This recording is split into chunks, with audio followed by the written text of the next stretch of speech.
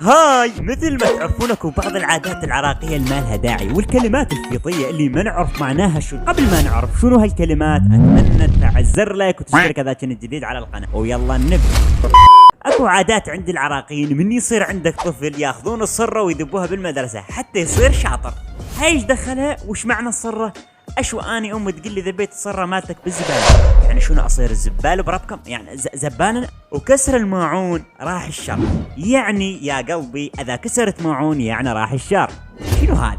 واذا ملعقتين او خاشوقتين باستكان شاي معناها يتزوج اثنين. يعني يا صقيقة المشاهدة، اذا خاشوقتين باستكان شاي معناها راح يتزوج علي. اشو انا من انا وصغير اخلي خاشوقتين باستكان ابوي وما اتزوج الثانية. ايش عجب.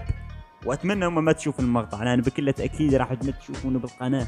الصراحه حلوه يا شباب. وهسه عندنا الكلمات. من تجيك الحجيه وتلقاك نايم تقول لك قوم اقعد. حجيه اقوم لو اقعد؟ اختار واحده من عتن، ترى ماكو شيء اسمه قوم اقعد. زين، عندكم كلمة خاف. هاي مو الخوف، لا لا لا لا. هسه تقولون لعد شنو كلمة خاف؟ عندنا للنسيان. مثلا نسيت شيء، يسألك فلان على شيء تقول له خاف مو هنا، خاف طلع، خاف فوق الثلاجة، خاف جوا الثلاجة. جاي تلاحظون شلون طورنا اللغة العربية؟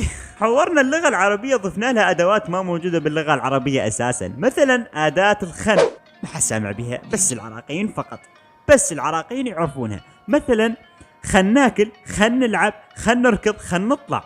شوف أداة جديدة ضفناها للغة العربية. ومرات تجي خل بعد بس ما يضيفونها بكتاب العربي ونتعلمها. بعد آخر شيء عندنا حرف الذا. مثلا ذاك هو. ذاك هو معناها تدل على شيء بعيد، يعني عليك مسافة صغيرة، يعني تشوفه. أصلها ذلك هو.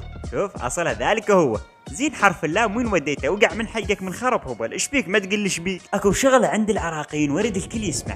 شوف كم سبب هاي الشغلة. الكل ليش من تخلي شيء بالثلاجة ترجع ما تلقاه، ومن تلقى الشخص اللي اخذه تقول له ليش اخذيته؟ يقول لك والله ما عبالي الك، هسه ادري مو الي، الواحد من البيت، يعني تاخذه خلاص. ايش بيكم؟